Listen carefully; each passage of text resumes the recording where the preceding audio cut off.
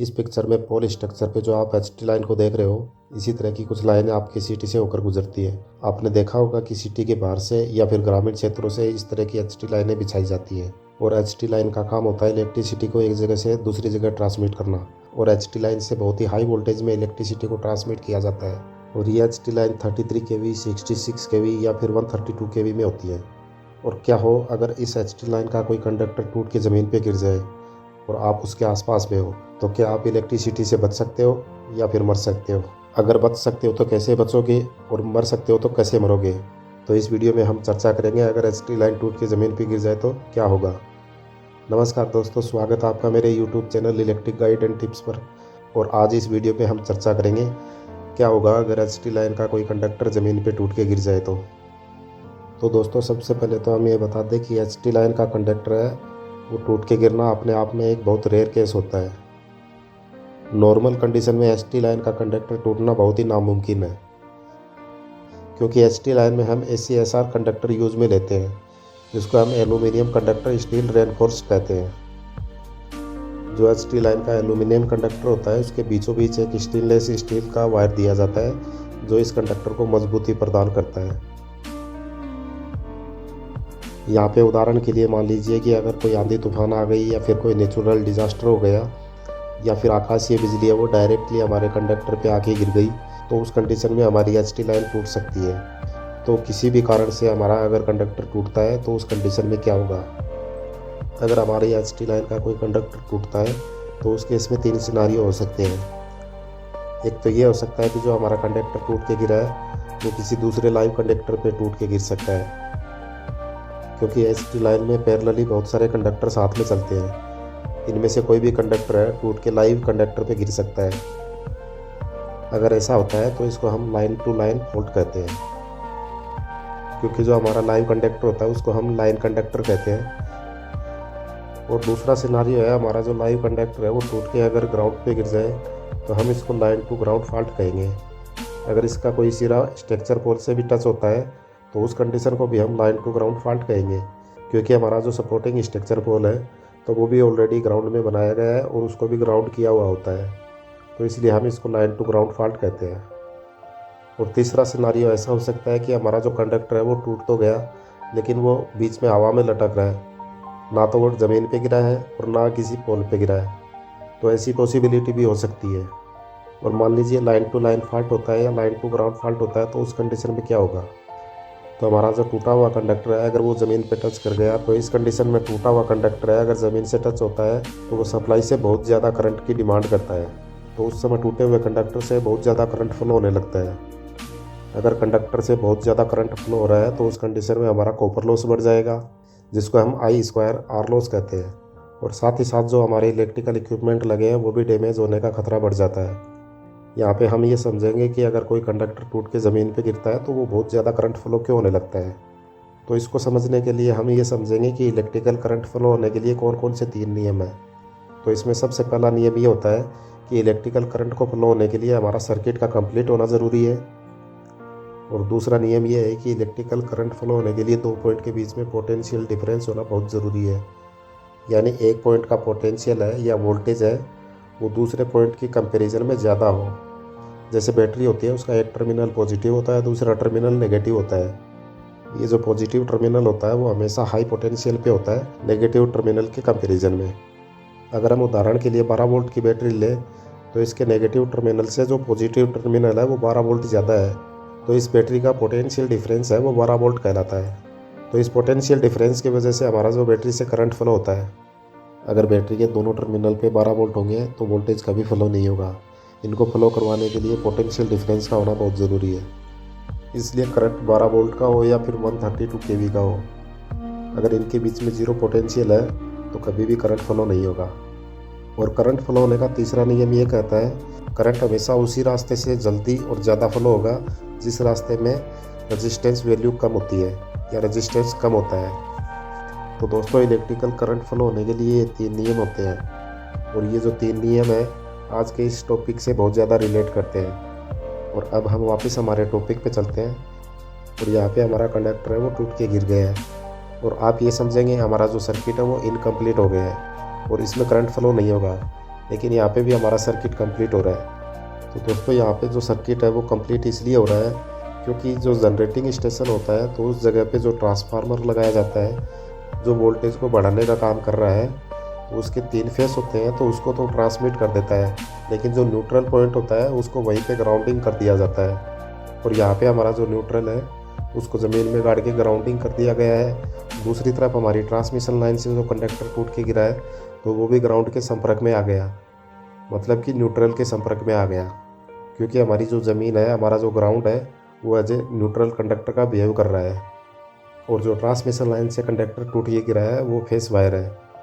और जैसे हमारी ट्रांसमिशन लाइन का कंडक्टर है वो टूट के ज़मीन से गिरता है तो उसको क्लोज पाथ में न्यूट्रल मिल जाता है।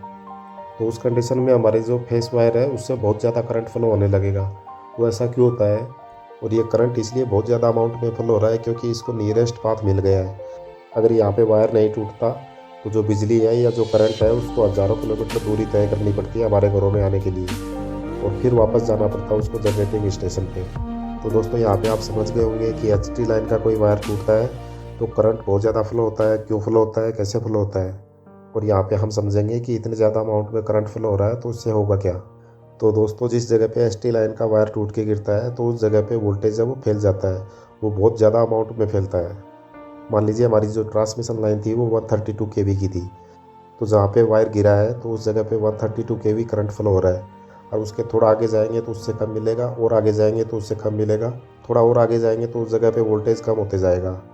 यानी कि कंडक्टर से जैसे जैसे दूरी पे जाएंगे तो वहाँ पे हमें वोल्टेज भी कम देखने को मिलेगा, और जैसे जैसे कंडक्टर के करीब जाएंगे वैसे वैसे वोल्टेज बढ़ता जाएगा। और इसी चीज़ को हम पोटेंशियल ग्रेडियंट कहते हैं। और हम ये भी कह सकते हैं कि जब भी हमारा कंडक्टर टूट के नीचे गिरता है तो हमें पोटेंशियल ग्रेडियंट देखने को मिलता है। और जहाँ पे हमारा वायर टूट के गिरा है उसके आसपास अगर कोई आदमी खड़ा है तो उसको बिना कंडक्टर को छुए भी बहुत ज़्यादा करंट लग सकता है। हो सकता है कि वो बहुत हाई इलेक्ट्रिक शॉक से तुरंत मर भी सकता है, क्योंकि मान लीजिए उसका एक पैर है वो 80,000 वोल्टेज पे है और दूसरा पैर है वो 60,000 वोल्टेज पे है। तो हमने पहले भी बताया था जब भी 2 पॉइंट पे पोटेंशियल डिफरेंस होता है तो वहाँ पे करंट फ्लो होने लगता है। यहाँ पे जो दोनों पॉइंट के बीच में पोटेंशियल डिफरेंस है वो 20,000 वोल्टेज का पोटेंशियल डिफरेंस है। और जब किसी इंसान को 20,000 वोल्ट का झटका लगता है तो उसकी तुरंत मृत्यु हो जाती है। लेकिन यहाँ पे एक कंडीशन में वो आदमी है वो बच सकता है, यानी कि जो वायर टूट के गिरा है उससे दूर जाना होगा। मान लीजिए उसके दोनों पैर हैं वो एक ही पॉइंट पे है, तो उसको क्या करना होगा कि जंप करके बाहर आना होगा। अगर वो जंप करते हुए टूटे हुए वायर से दूर जाता है तो हो सकता है कि वो इलेक्ट्रिक शॉक से बच सकता है, क्योंकि जब दोनों पैरों को एक ही पॉइंट पे ले आएंगे तो वहाँ पे पोटेंशियल डिफरेंस नहीं होगा, क्योंकि इंसान को वोल्टेज कभी नहीं मारता है। वोल्टेज का जो पोटेंशियल डिफरेंस है वो इंसान को इलेक्ट्रिक शॉक से मारता है। तो आपके दोनों पैर पे 2 डिफरेंट वोल्टेज नहीं होने चाहिए। अगर आप वहाँ से सेम वोल्टेज पे जंप करते करते निकलेंगे तो आपको इलेक्ट्रिक शॉक नहीं लगेगा। तो यहाँ पे आप उन 3 नियमों को रिलेट कर सकते हैं जो इलेक्ट्रिकल करंट को फ्लो होने के लिए हमने बताए थे। और दोस्तों यहाँ पे आपको एक बात और बताना चाहूँगा कि ये ज़रूरी नहीं है कि ट्रांसमिशन लाइन का वायर टूट के गिरे तभी हमें पोटेंशियल ग्रेडियंट देखने को मिलता है। और हमारे जो ट्रांसमिशन लाइन के पोल होते हैं तो उनको भी सेफ्टी पर्पज़ के लिए ग्राउंड किया जाता है। कई बार हमारी जो ट्रांसमिशन लाइन होती है उसमें सर्ज वोल्टेज आ जाता है। सर्ज वोल्टेज का मतलब होता है हमारी जो ट्रांसमिशन लाइन होती है उसमें शॉर्ट टाइम के लिए बहुत ज़्यादा हाई करंट चला जाता है, यानी जो हमारी रेटेड ट्रांसमिशन लाइन है उसमें कुछ सेकंड के लिए बहुत ज़्यादा हाई वोल्टेज फ्लो होने लगता है, तो उसको हम सर्ज वोल्टेज कहते हैं। और इस सर्ज वोल्टेज से बचने के लिए हमारी जो ट्रांसमिशन लाइन के पोल स्ट्रक्चर होते हैं उनको ग्राउंडिंग किया जाता है। तो हमारी जो ट्रांसमिशन लाइन के टावर होते हैं या पोल स्ट्रक्चर होते हैं तो कई बार उसमें भी पोटेंशियल ग्रेडियंट देखने को मिलता है। तो दोस्तों ज़रूरी नहीं है कि हमारी ट्रांसमिशन लाइन का वायर टूट के गिरेगा तभी हमें पोटेंशियल ग्रेडियंट देखने को मिलता है। कई बार सर्ज वोल्टेज की वजह से भी हमारे जो टावर होते हैं उसके आसपास में पोटेंशियल ग्रेडियंट देखने को मिलता है। और सर्ज वोल्टेज की वजह से हमारी जो ट्रांसमिशन लाइन में ज़्यादा वोल्टेज आ गए तो उनको इन्हीं स्ट्रक्चर के द्वारा ग्राउंड किया जाता है। और उस कंडीशन में कोई बंदा उस टावर के पास से गुजर रहा है तो स्टेप पोटेंशियल की वजह से वो बंदा वहीं पे स्वाहा हो सकता है। उसको समझ में भी नहीं आएगा, उसने तो किसी चीज़ को छुआ भी नहीं, उसके साथ ऐसा क्या हुआ। और मान लीजिए सर्ज वोल्टेज की कंडीशन में कोई बंदा इस टावर को टच कर देता है तो वो वहीं पे खड़े खड़े लकड़ी की तरह जल सकता है, क्योंकि टच पोटेंशियल की वजह से उसकी बॉडी से बहुत ज़्यादा अमाउंट में करंट फ्लो हो जाएगा और वो वहीं पे खड़े खड़े कोयले की तरह जल जाएगा। तो दोस्तों यहाँ पे आप स्टेप पोटेंशियल और टच पोटेंशियल दोनों के बारे में भी समझ गए होंगे। ये भी बहुत इंपॉर्टेंट टॉपिक है, कई बार इंटरव्यू में ऐसा क्वेश्चन पूछा जाता है। तो दोस्तों अब हम वापस टॉपिक की तरफ चलते हैं। हमने शुरू में कहा था कि हमारा ट्रांसमिशन लाइन का कोई वायर टूट के गिर जाए तो क्या होगा। तो दोस्तों इस वीडियो में हमने जितनी बातें की है वो बहुत ही कम समय के लिए होती है, यानी कि कुछ सेकेंडों के लिए होती है। क्योंकि हमारे जनरेटिंग स्टेशन के सब स्टेशन होते हैं वहाँ पे इतने सेफ्टी इक्विपमेंट लगाए जाते हैं कि वहाँ पे तुरंत पता चल जाता है। तो सब स्टेशन में बहुत सारी इलेक्ट्रिकल सेफ्टी डिवाइस और इक्विपमेंट लगाए जाते हैं और बहुत सारी रिले और सर्किट ब्रेकर लगे होते हैं। और इस तरह की वायर टूटने की जब घटना होती है तो रिले को पता चल जाता है और रिले है वो सर्किट ब्रेकर को ओपन कर देती है। और ट्रांसमिशन लाइन का कोई वायर टूट के जब गिरता है तो उस कंडीशन में करंट है वो बहुत ज़्यादा अमाउंट में फ्लो होता है, जिससे रिले को पता चल जाता है और रिले है वो सर्किट ब्रेकर को ओपन कर देती है। और दोस्तों इस तरह से लाइन टू लाइन फॉल्ट और लाइन टू ग्राउंड फॉल्ट में हमारे सर्किट ब्रेकर होते हैं वो तुरंत ओपन हो जाते हैं। लेकिन जो तीसरा सिनारियो था जिसमें हमारी ट्रांसमिशन लाइन का वायर टूट के लटक गया, तो उस कंडीशन में हमारा सर्किट ब्रेकर है वो ओपन नहीं होता है। लेकिन सब स्टेशन में रिले है वो रिले पता लगा लेती है कि कहीं से कोई प्रॉब्लम आई है और अलार्म भी बजने लगते हैं और इंडिकेटर ऑन हो जाते हैं। तो उस कंडीशन में मैनुअली सर्किट ब्रेकर को ओपन किया जाता है। तो दोस्तों जब भी ट्रांसमिशन लाइन के कोई वायर टूट के गिरते हैं तो उसका इमीडिएट इफेक्ट होता है, उसके बारे में हमने इस वीडियो में चर्चा कर ली है। लेकिन ट्रांसमिशन लाइन का वायर टूटने से या गड़बड़ी होने से दूसरा इफेक्ट होता है, वो बहुत बड़ा इफेक्ट होता है। मान लीजिए अगर कोई ट्रांसमिशन लाइन ट्रिप हो जाती है या फिर 765 वोल्ट की ट्रांसमिशन लाइन ट्रिप हो जाती है तो उस कंडीशन में बहुत बड़ा लॉस होता है। तो दोस्तों 765 केवी की ट्रांसमिशन लाइन होती है वो बहुत ज़्यादा करंट को कैरी कर रही होती है। उन लाइनों से 1200 मेगावाट से 2400 मेगावाट इलेक्ट्रिसिटी जनरेटिंग स्टेशन से किसी स्टेट को दी जाती है। अगर उन लाइन में कोई गड़बड़ी होती है तो कई स्टेट एक साथ में ब्लैकआउट में चले जाएंगे। अगर इतनी बड़ी ट्रांसमिशन लाइन में कोई गड़बड़ी होती है या कोई वायर टूटता है तो पूरे सिस्टम का सिंक्रोनिज्म है वो गड़बड़ा सकता है। डिमांड और सप्लाई के बीच में बहुत ज़्यादा डिफरेंस हो जाएगा, क्योंकि हम जानते हैं कि जितनी इलेक्ट्रिसिटी जनरेट की जा रही है उतनी इलेक्ट्रिसिटी यूज़ करना भी ज़रूरी है, क्योंकि इलेक्ट्रिसिटी को हम स्टोर नहीं कर सकते। इसलिए डिमांड और सप्लाई के बीच में हमेशा बैलेंस रखा जाता है। अगर इतनी बड़ी ट्रांसमिशन लाइन का कोई वायर टूटता है तो पूरे स्टेट की इलेक्ट्रिसिटी डिमांड है वो जनरेटिंग स्टेशन से डिस्कनेक्ट हो जाएगी। अगर डिमांड और सप्लाई के बीच में कोई गड़बड़ी होती है तो पूरा सिस्टम अनस्टेबल हो जाता है। तो दोस्तों ट्रांसमिशन लाइन का कोई कंडक्टर टूटता है तो कैस्केडिंग इफेक्ट भी देखने को मिल सकता है। तो दोस्तों उम्मीद है इस वीडियो से आपको बहुत कुछ रोचक जानकारियाँ मिली होंगी। अगर आपको वीडियो पसंद आया तो वीडियो को लाइक और शेयर करें।